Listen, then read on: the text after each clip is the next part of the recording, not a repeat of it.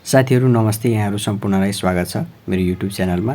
म चाहिँ आज यहाँहरुलाई हामीले इमेजको ब्याकग्राउन्ड चाहिँ कसरी हटाउन सक्छौं त भनेर सिकाउन गइरहेको छु। आउनुस्।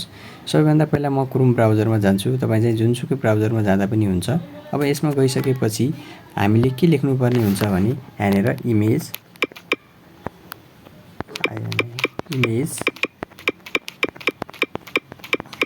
ब्याकग्राउन्ड रिमुभ भनेर लेख्नु होला।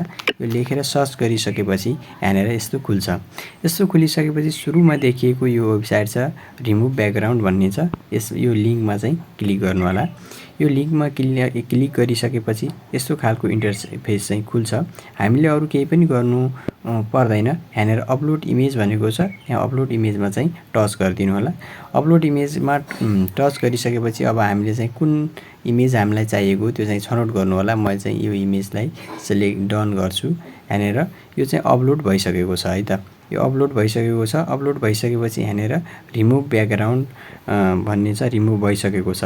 रिमुभ भएर आइसकेको छ। यसरी एक छिनमा एक क्लिकमा नै हाम्रो इमेजको ब्याकग्राउन्ड चाहिँ यसले रिमुभ गरिदिन्छ। अब यसलाई डाउनलोड गर्नलाई के गर्नुपर्ने हुन्छ भने यहाँनेर डाउनलोड अप्सन छ।